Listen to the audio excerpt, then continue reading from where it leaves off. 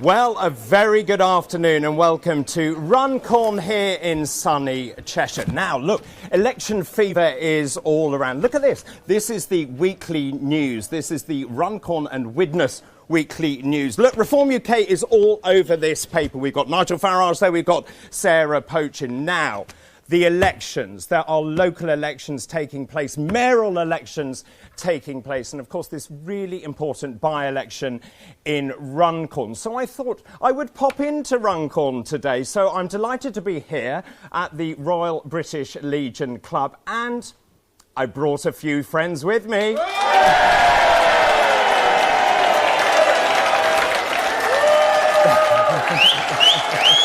Well, just a few. Now, let's just, I told you, they're noisy, they're a noisy bunch here. Let's just broaden this out to the national picture, because there are 24 councils out of 317 to play for. It is worth remembering the Labour government has denied the vote to 5.5 million people. That means 5.5 million people cannot vote. That takes in swathes of East Anglia, of Surrey, of Sussex, of Hampshire. Do you know what? That is a democratic deficit. That is not democracy. And it is, quite frankly, unacceptable. So let me just ask you a question. Why is there a by-election taking place here at all? Well, the answer is that the former Labour MP, Mike Amesbury, had a very unusual way of talking to his constituents. He thought that the best communication was to punch a constituent. He was actually sentenced to 10 weeks in prison. That was then appealed. He got a suspended sentence, and that would have triggered a recall election, a recall petition. But he did do the honourable thing and he stood down, and that is why we now have a by-election taking place here in Runcorn, and it is a very exciting moment indeed in British history. Let's just look back at the last general election. Now, this is a staunchly Labour seat, traditionally very, very Labour seat. At the last election, Labour got 50% of the vote, so it got 22,000 votes. Reform UK, a relatively new party, did extremely well. It came second here with 7.6 thousand votes. It is now worth remembering that we're, 7-8 months into a Labour government. I, in my lifetime, my political lifetime, have never met such a dysfunctional government. You have Rachel from Accounts making up economic policy. I think we can agree on that. Yes. So she's raising things like the employer's national insurance contribution. Then you've got Big Ange, who is trying to change workers' rights. Of course, employers very worried about the impact on their businesses. And then you've got this other character, this swivel-eyed, mad lunatic Ed Miliband. And, of course, his obsession with net zero, which means, of course, we're all going to be poorer and we are going to be colder as a result. I think this is actually a pivotal moment in British politics, and I think Reform UK can achieve a lot. Let's talk about this area. It's a really fascinating area, actually, because Runcorn sits on the southern side of the River Mersey. It has a very proud heritage. Indeed, it's just 15 miles away, actually, from the port of Liverpool.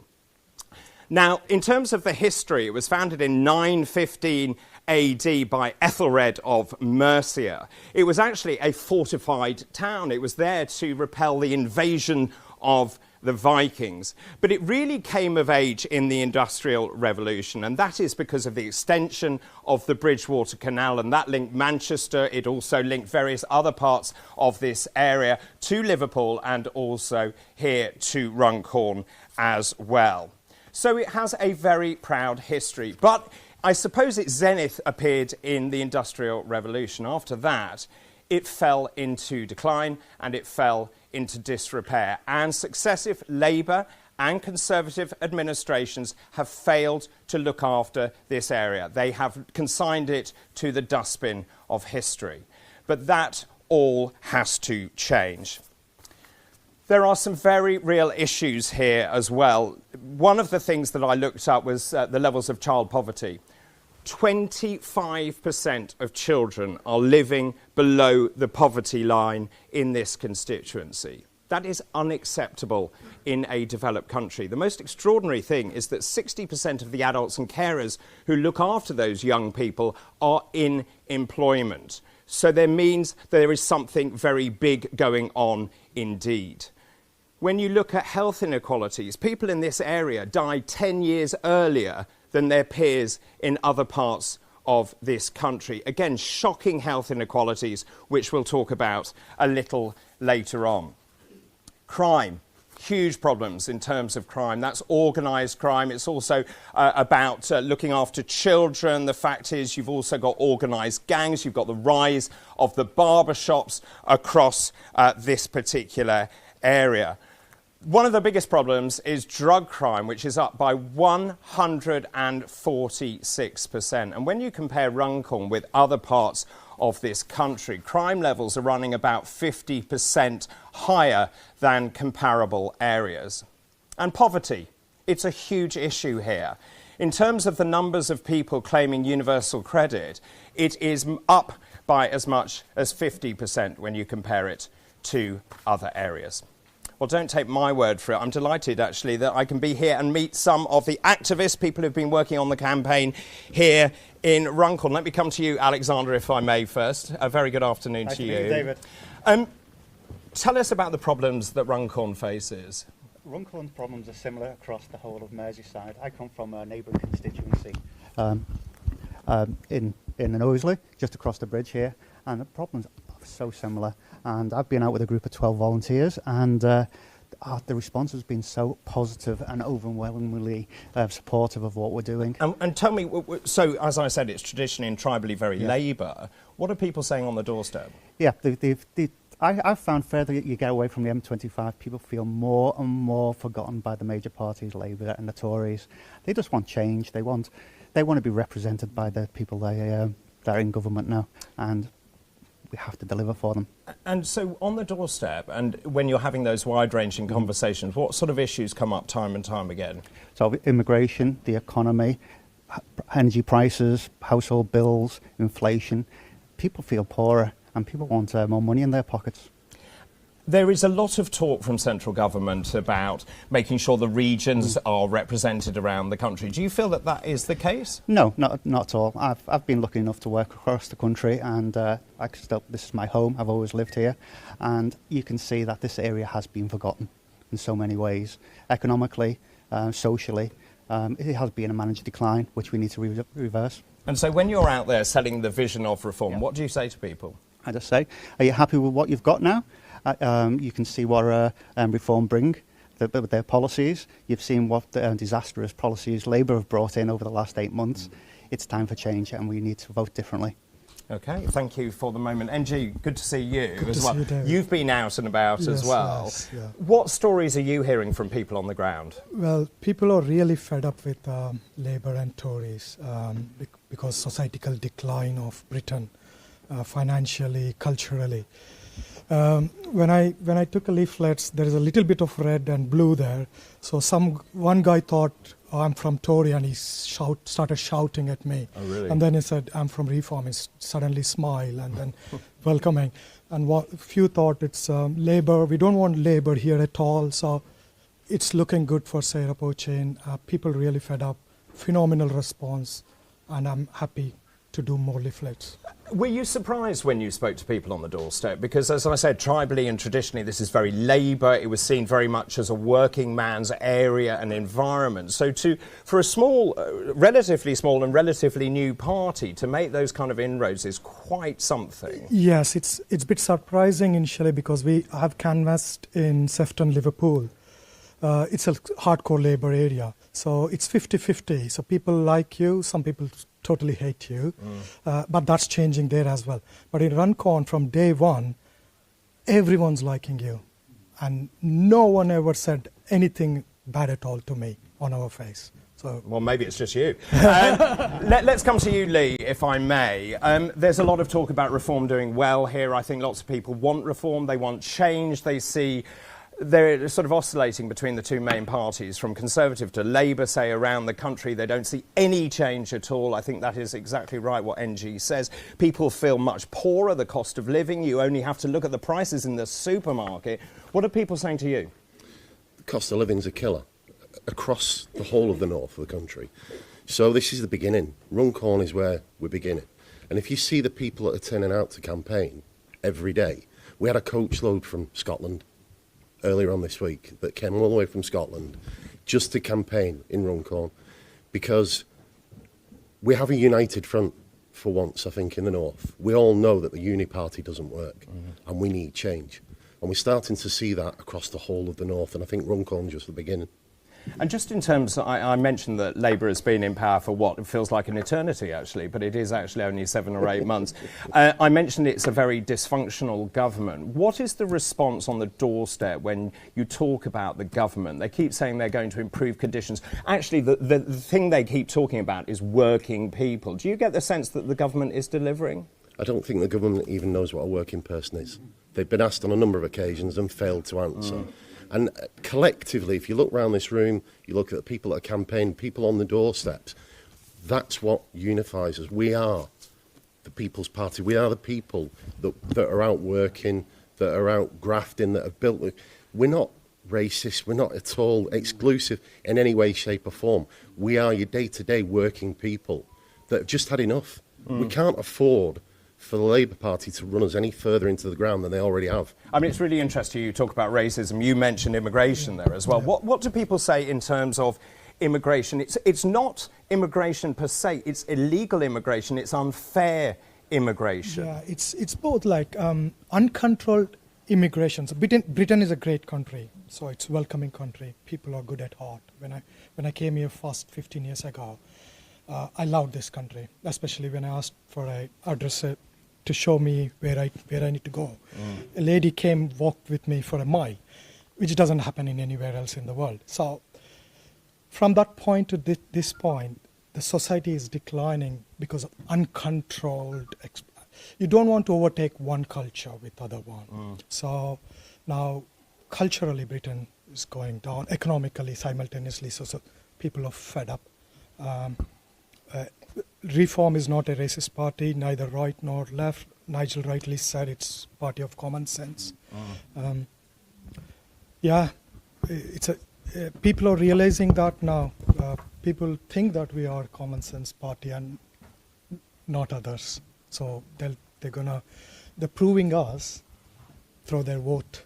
Well, we shall see. And just finally, if I may, Alexander, coming back to you, you mentioned you're campaigning for Sarah Pochin. I'm about to go and meet her. But just between you and me, what's she like? She's really nice. She's really yeah, I do. But she's really authentic. She seems to know the area really well. She's got lots of ties. She understands the needs of businesses and people around here. So really good candidates to get behind. Fantastic. Well, thank you, gentlemen, very much indeed. Well, as I said, Reform UK has chosen the candidate for the by-election, which is taking place here in Runcorn. Her name is Sarah Pochin.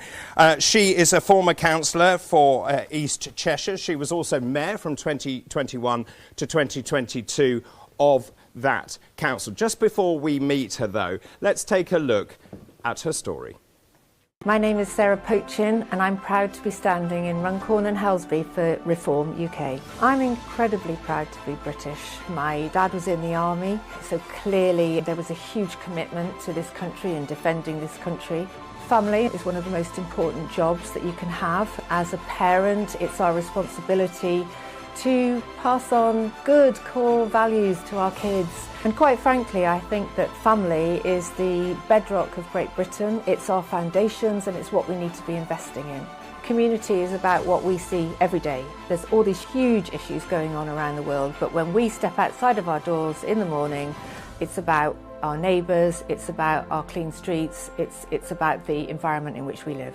Young people today should be proud to be British. I've worked as a magistrate in the area for the last 20 years. And what that's given me is a real understanding of the problems that people have in their lives. We should all have certain standards of behaviour. Very recently, the last MP, to lose control like that in the street, I deal with that sort of thing all the time. Runcorn and Helsby needs a lawmaker, not a lawbreaker. People deserve to have somebody who feels passionately about the area and wants to speak up on their behalf. I feel that Reform UK represent my values. Labour failed us, the Conservatives have failed us. I am Sarah Pochin. I believe in law and order. I am Reform UK.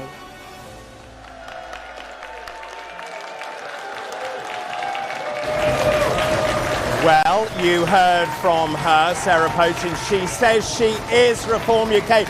Ladies and gentlemen, Sarah Pochin!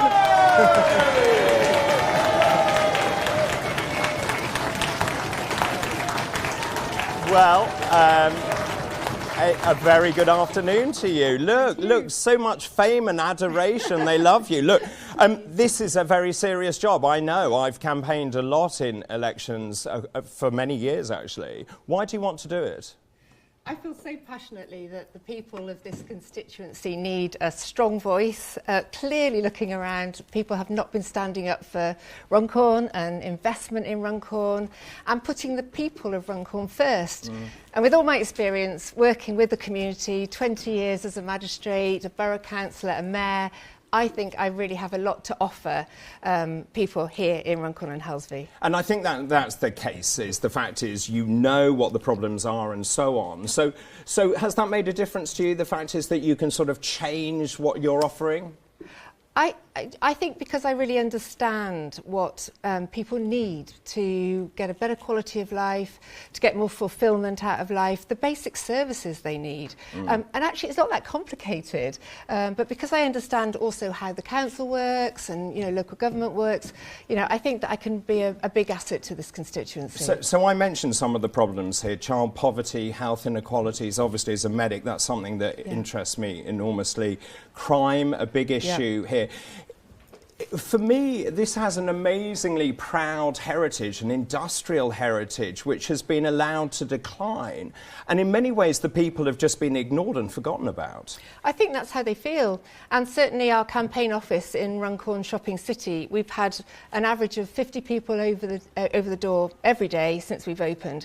And it's the same story. It's a story of people feeling like they've been neglected, feeling like Runcorn is a dumping ground, whether that's for, toxic waste or whether that's for illegal immigrants. And the feeling is very clear that the people themselves feel that they've been pushed out of public services, pushed down housing lists, GP lists, whatever it might be, and that they're having to sustain a situation and no one's shouting for the people of Runcorn and Helsby. I mean, it's quite interesting you talk about illegal immigration, asylum centres and so on. I read this morning Labour is closing one of the asylum hotels. Interesting timing, didn't you think? Well, what a coincidence. Yes. Yeah. So the Labour candidate in this by-election very publicly welcomed illegal immigrants into Runcorn. Runcorn, which is one of already the most deprived towns in the country. She's welcomed them in, said that the council will put them up in hotels. A huge cost, as we know, to the taxpayer. Whilst the people of Runcorn, the local people, are struggling to get on the housing list, as I say. A lady came in to talk to me the other day, just one example. Her sister's had a baby. She's sofa surfing with a brand new newborn because she cannot get a house in a housing association. So what does the council say about that? Well, the council is not putting, in my opinion, the local people first. The council is housing, for example, here, very much a problem, illegal immigrants into these houses, which should be going to locals first, I believe. But somebody needs to be brave enough to stand up and champion this issue And clearly, the locals have been let down by the Labour administration. This constituency has been Labour forever, with a Labour-controlled council. Labour have not been standing up for local people and local issues. I mean, I think that's the point NG made earlier, which is actually immigration, when it's done carefully and in a controlled manner, is a good thing. It's the unfairness of illegal immigration being put to the front of those queues, being put in hotels, being given priority over people who were born in this constituency. Absolutely, and I think that's what's coming through. People feel that they have been treated unfairly. They are being treated unfairly. And money is being used to sustain the illegal immigrant community, which could be being used to regenerate Runcorn town centre, for example, which clearly has had no money spent on it. Well, I don't know, ever. You know, this constituency doesn't even have a leisure centre with a swimming pool. It doesn't have a cinema for people to go to. People have to travel out over the bridge, often into Widnes or to Chester. But to have a whole constituency with not basic facilities for families, it's clear to me that Labour have let this constituency down. And I spoke right at the beginning of the proud industrial past of this area. I mean, it's an amazing story, actually, dating back to 915 AD. When you look at the jobs now, they're based around agriculture, sci-tech, Vauxhall, chemicals, Diageo. Those are important jobs. But if you were to be elected, how do you think you could regenerate this area? I think that what Reform want to do is cut the waste that is being spent, whether it is waste on endless, translation services, whether that's with the NHS or whether it's with local council. I mean, I've got first-hand experience of that. Working in the courts for 20 years, I could see the money spent again on interpreters and that sort of thing. We need to cut this waste. We also need to cut the waste that's spent on the DEI, endless initiatives. Let's train our local police force in 150 pronouns. I mean, whoever thinks up 150 pronouns? We have to absolutely kick this into the long grass. And the money that's being spent there can be spent in the local community on issues that local people really care about. So the regeneration of the town centre, for example. And at least yesterday's ruling from the court, at least we know there are two sexes now. We do. Which I thought we knew anyway.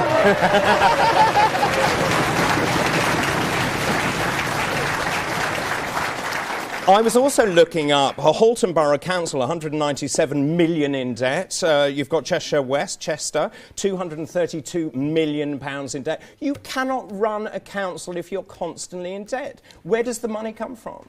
Well, absolutely. I mean, clearly, it is quite complicated. My experience on the council, has taught me an awful lot about where the money comes from and how it's spent.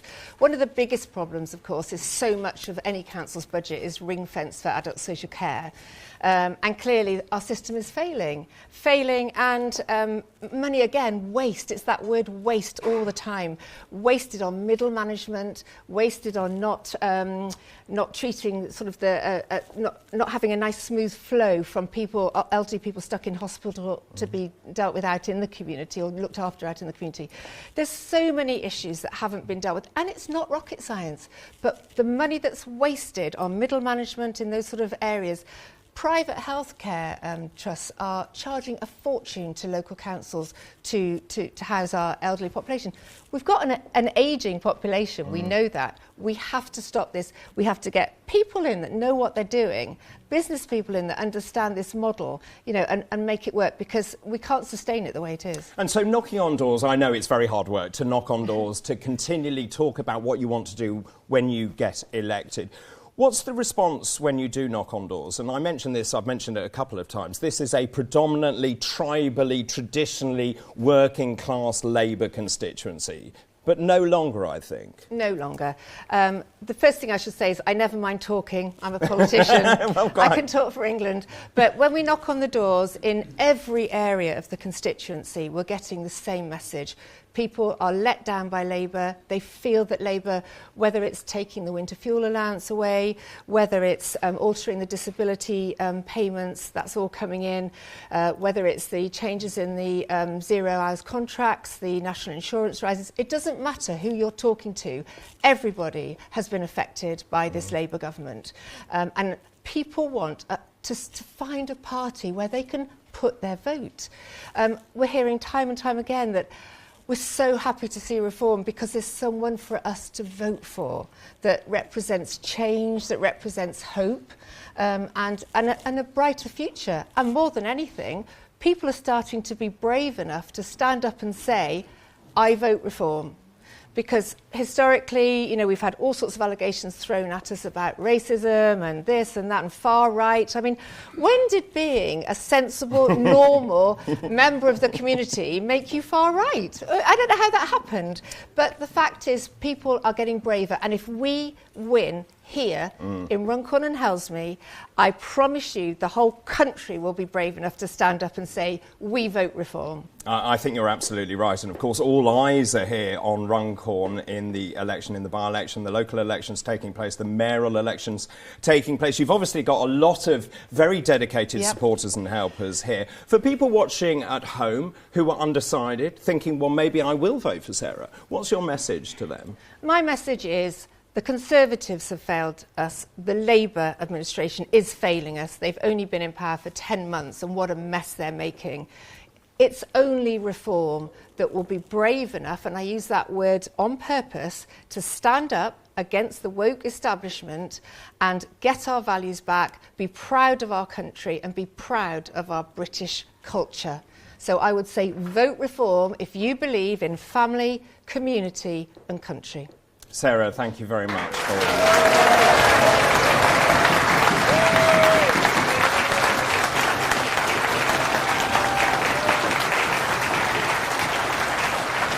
Well, the journey that Reform UK has undergone has been quite something. It started off as the Brexit Party. As you know, I have been with it all the way through. The metamorphosis from the Brexit Party to Reform UK.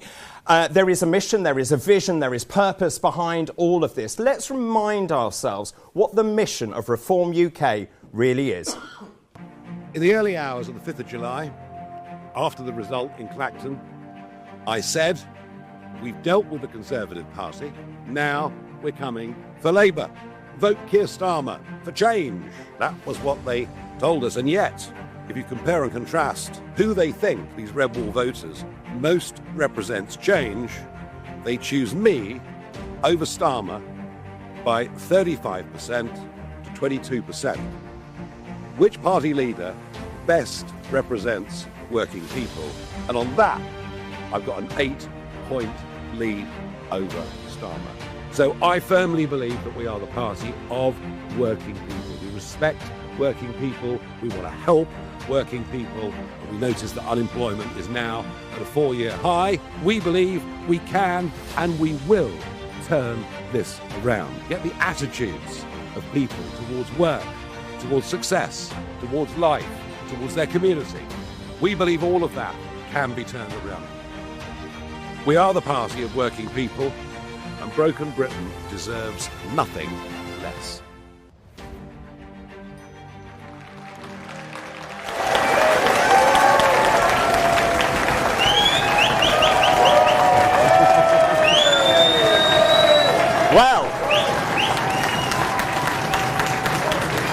Well. Ladies and gentlemen, it is now time to meet the leader of Reform UK. He is the most accomplished politician I have ever met. He has already changed British history once. He's about to do it again. Ladies and gentlemen, please welcome Nigel Farage MP.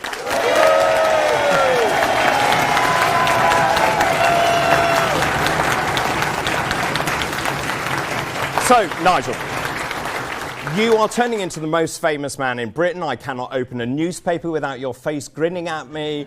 You've been on an amazing tour around the country. You've been working very hard here in Runcorn. Your thoughts so far? I'm not famous. I'm infamous. You are infamous, there is no doubt. Yeah, it's been. So this is day 4, week 3 of living on the road, because yes, I'm here to support Sarah's candidacy in this very important by-election. And interestingly, in Labour's 16th safest seat, one that we've got every chance of winning. It's a really, really going to be tight out there. That's exciting, but don't forget there are 23 county council elections going on, county or unitary, depending how they're defined. And we've got more candidates in the field, more vetted, I hasten to add, candidates in the field than either the Labour or the Conservative parties. Plus, there are 6 mayoral races going on as well. So this is literally.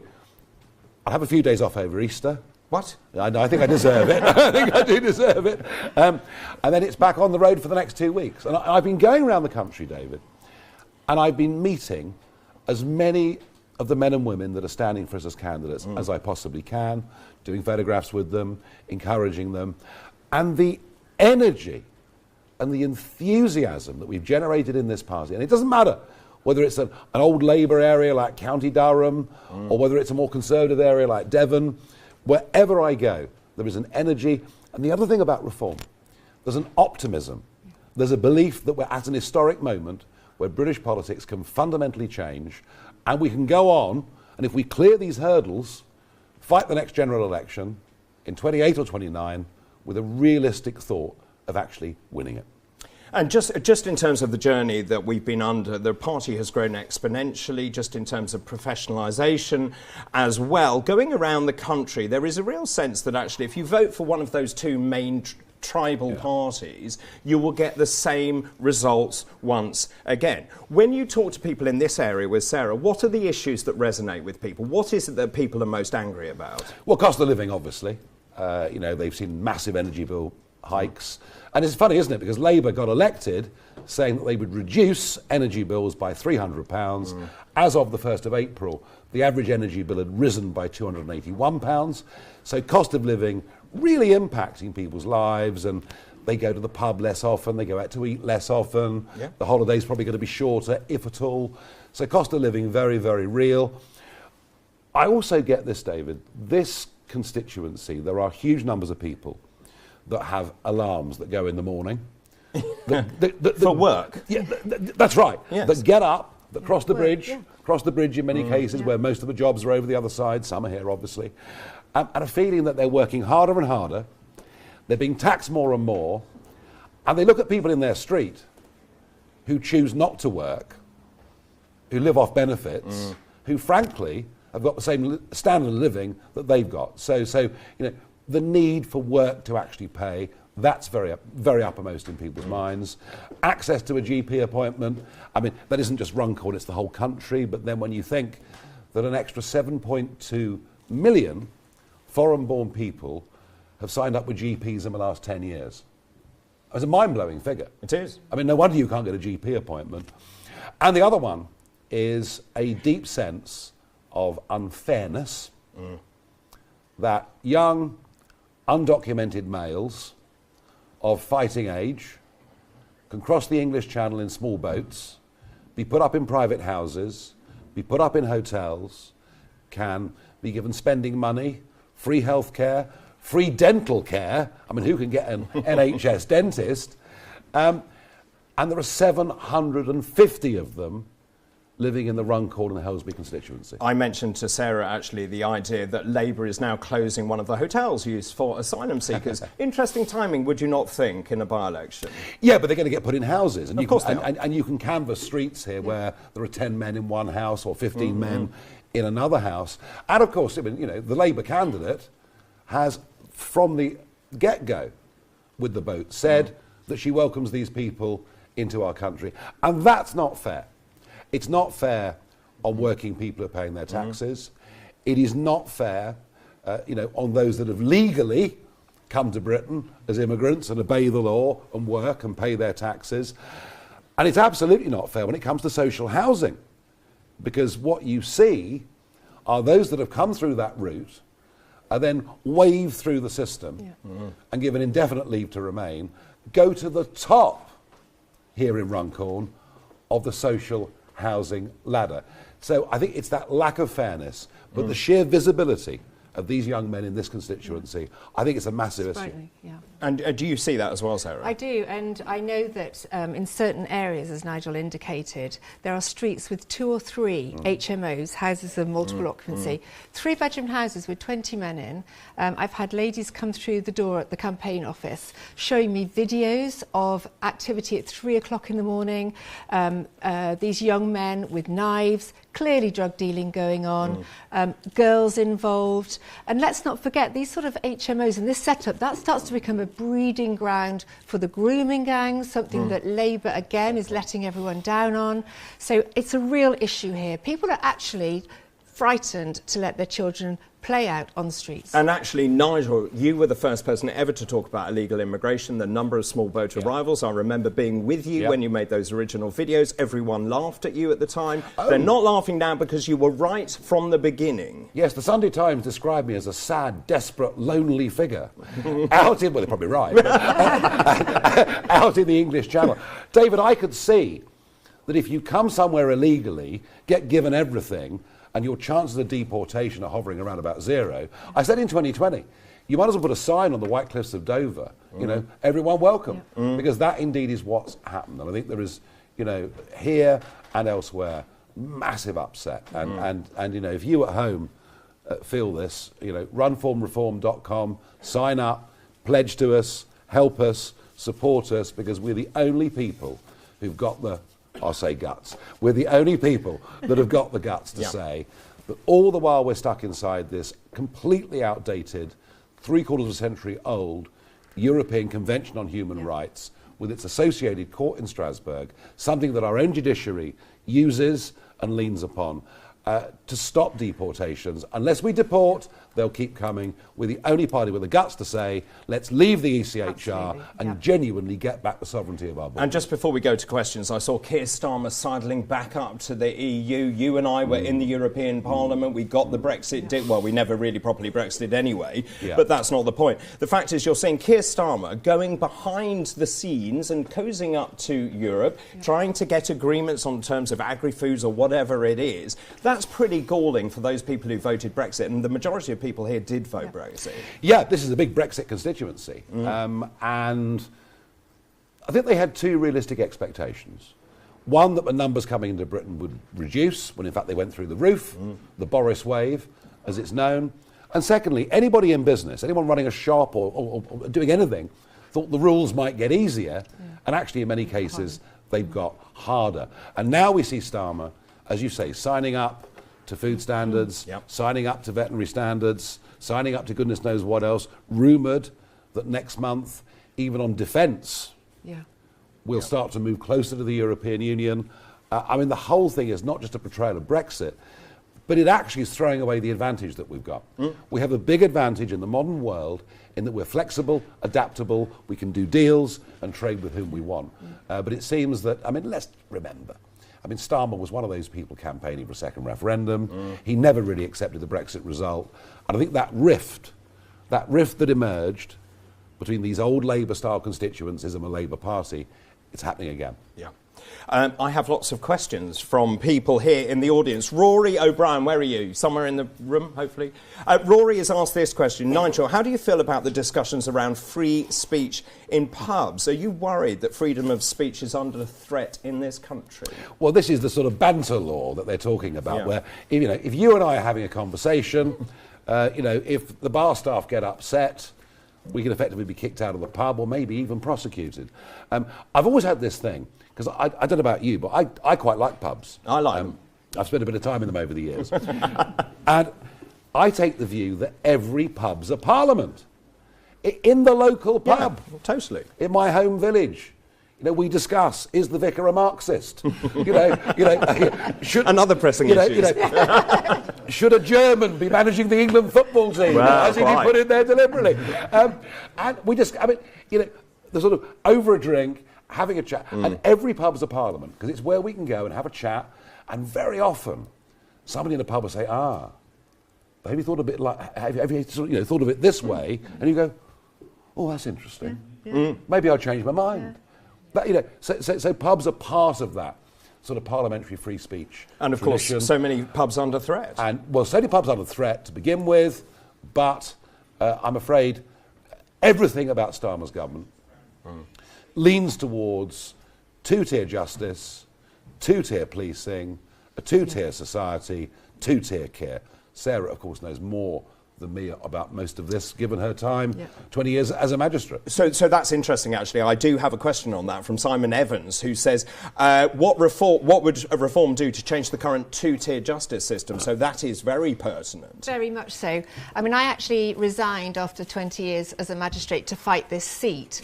But I have to say, I was honestly getting towards the point of resigning on principle from the judiciary system. How can the Sentencing Council tell judges and presiding justices that, you know, you cannot send someone who is from an ethnic minority to prison without doing a full report or something? The whole basis of our justice system is that everyone is equal in the eyes of the law and are dealt with the same. Well, what's happening now, the Sentencing Council are totally undermining the whole basis of British law, the law that we gave the rest of the world. Let's face it. So I was close to resigning on a matter of principle anyway.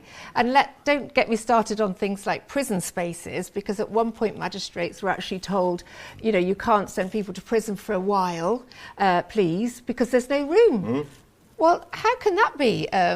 You can't operate like that. But it also goes back to Nigel's point, which is you've got uncontrolled immigration into the country. So if you've got another 7-8 million people in this country, that's right. There's no infrastructure.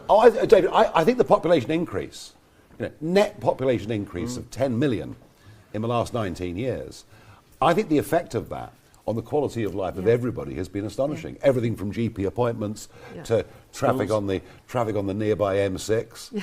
It's even worse up here than the M25. It's really, but the impact of that on everyone's quality of life has been enormous. Let's talk about farmers. Andre Morgan Short says farmers are a key part of our community. Labour and the Conservatives have let farmers down consistently badly across the years. What will reform do? Well, for a start, we need to totally kick into the long grass this rule about the family farms and the inheritance tax. We need to support farming. Farming, I don't think really people appreciate that the food in our supermarkets should be good quality, local farm produce. And, you know, that's just going out the window. So they're being done with, they're being targeted with their inheritance tax. I feel that Labour has always had a problem with the rural community generally. And everything about farming is being attacked at the moment. Reform, totally support our farmers. The farmers know that we support them, and we can see that, out and about.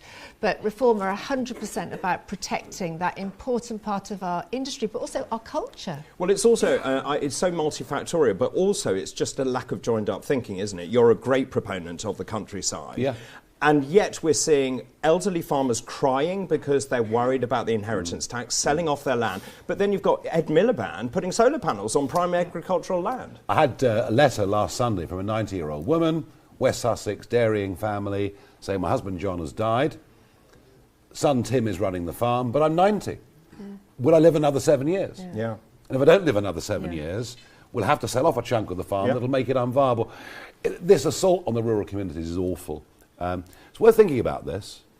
The English countryside has a very special place in our hearts.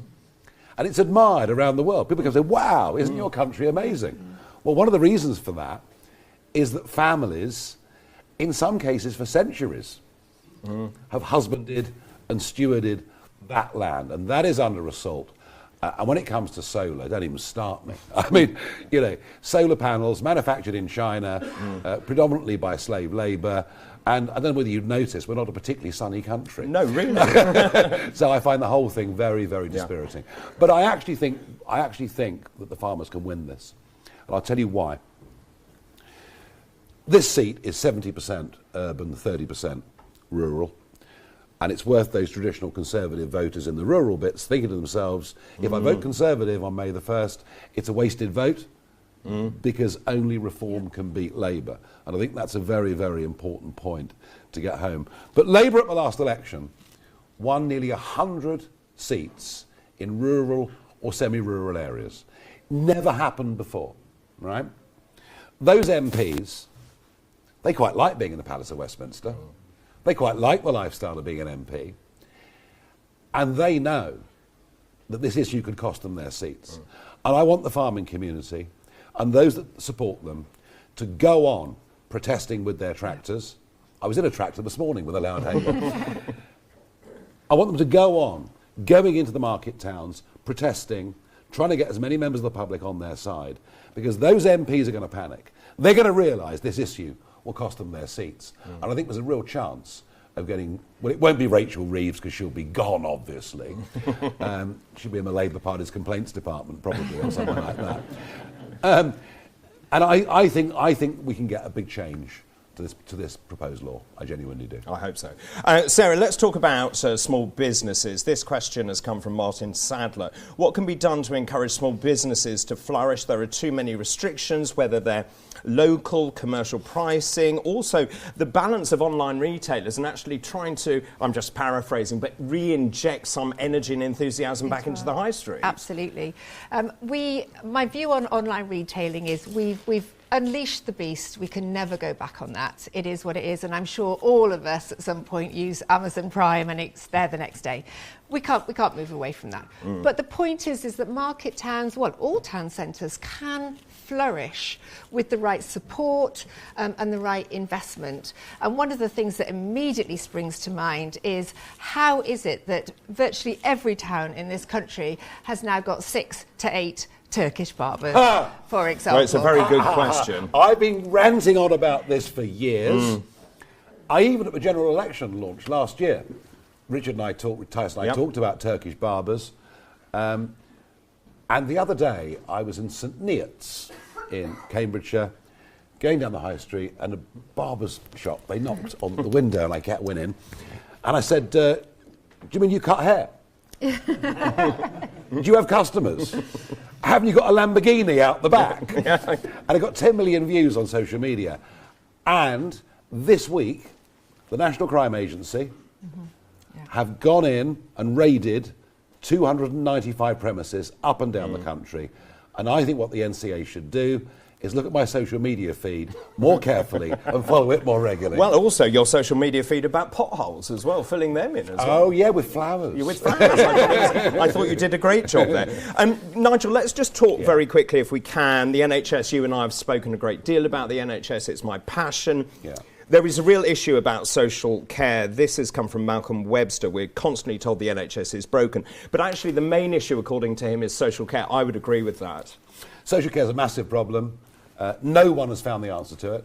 And I mean no one has found the answer to it. What I am struck by, though, David, the one positive suggestion I would make on this, be interested to get your feedback on it, is the separation of healthcare and social care seems utterly bizarre to me, because one is so dependent upon the other. So it seems to me those two organisations have to be closer.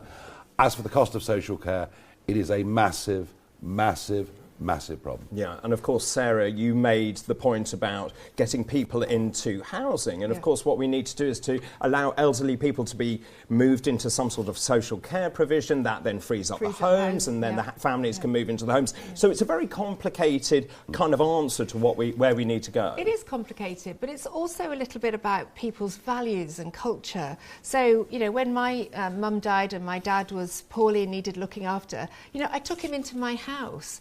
And I do find it very interesting that our culture these days is automatically to put our parents into a home. If you look at other cultures, it's very much about, you know, you look after your children, but you look after the grandparents. And I do think that we could go some way towards improving on that whole idea. Yeah.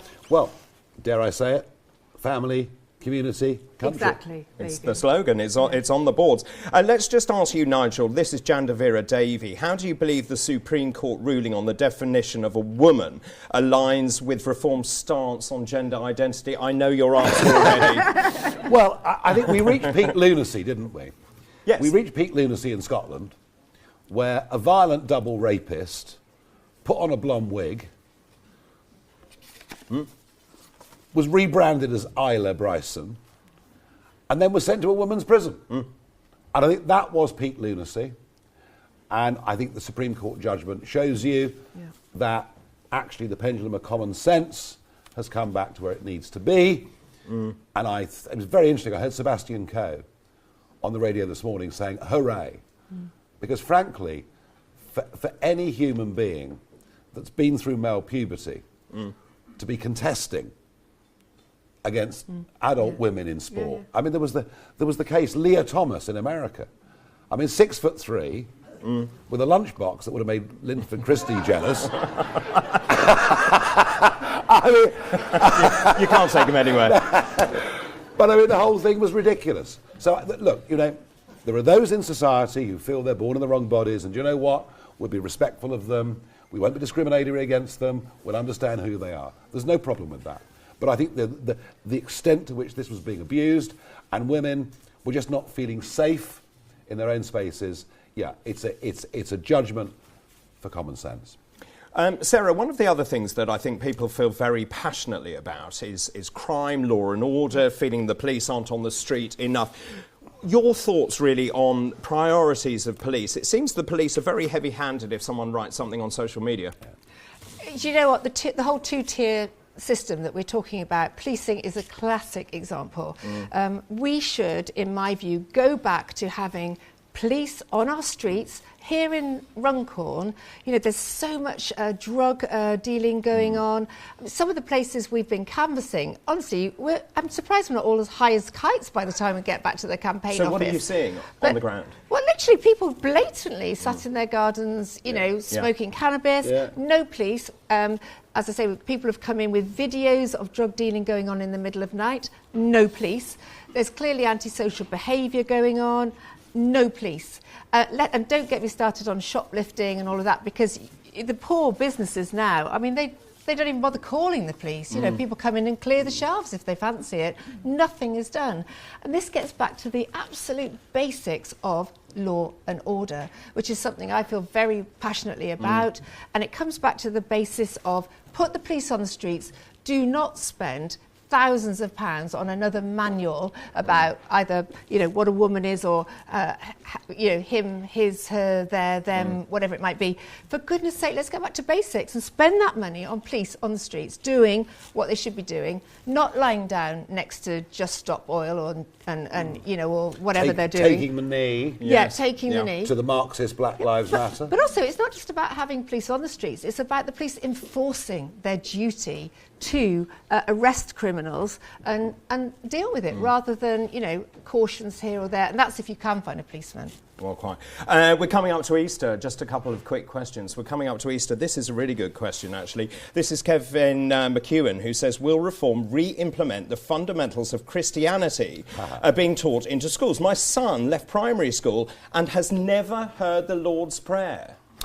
I've just recorded this morning my Easter message, which will go out and which will say that I hope you all find time over Easter to spend time with your family, your loved ones, those that are close to you.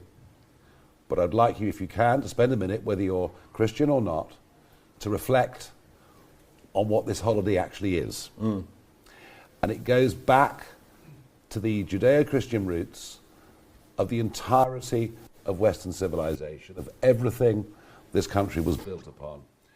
And I said, isn't it funny that our other political leaders are very happy to celebrate Ramadan, very happy to celebrate Eid. I mean, in London, the Mayor of London, you know, the whole of Regent Street, they've got Ramadan celebrations or whatever it is. Not one of them ever talks about the fact that this is a fundamental Christian period of the year. So that's my Easter message. And, you know, I've said before 1,000 times, we're in economic decline, we're in societal decline, we've talked about that with law and order and everything else, but we're also in cultural decline. We're not teaching our children who we are as a country, where we come from, and what the values are that made this country great and that really, really matter. And it's absolute, total cowardice from a whole series of political leaders. And as I say, whether you're a churchgoer or not, whether you're a Christian or not, it's not really the point. It's understanding what underpins everything that we are. Sarah? I couldn't agree with that more.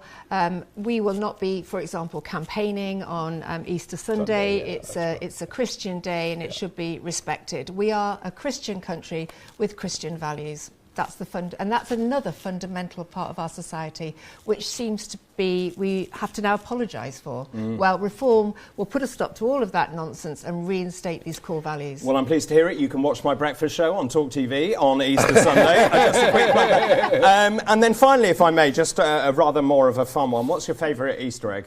Oh my gosh! It has to be Cadbury's. Does it? Even though I think they've gone American now, haven't they? Yeah, they have. I'm sorry about that. Oh my God, I probably shouldn't have said that. At least it wasn't Chinese. Well, it's true. They're not making it yet. And Nigel, are you a whisper man, a cream egg, or a lint bunny? So I try really hard. Do you? To keep my weight down to a reasonable level. But the other day in the car, my press man, who I won't name, popped into the garage and came back with Cadbury's cream. Who wants a Cadbury's cream egg? I love them. And Wow. I don't think I'd eaten one for a couple of years. Absolutely blooming lovely. Gorgeous. I'm gonna They're smaller though, aren't they? They are small. Yeah. They're good. Brilliant. Sarah, thank you very much for your you. time. Nigel, thank you very much well done. for your time as well. So there you have it. Without doubt, Runcorn needs reform. You've heard from the volunteers, you've heard from the candidate herself, you've heard from the leader of Reform UK as well. Look, we have to stop the terminal decline of Britain. Britain desperately needs reform, and reform desperately needs your vote. So please vote wisely when it comes to the elections on the 1st of May. Thank you very much indeed for watching, and I bid you a very good afternoon.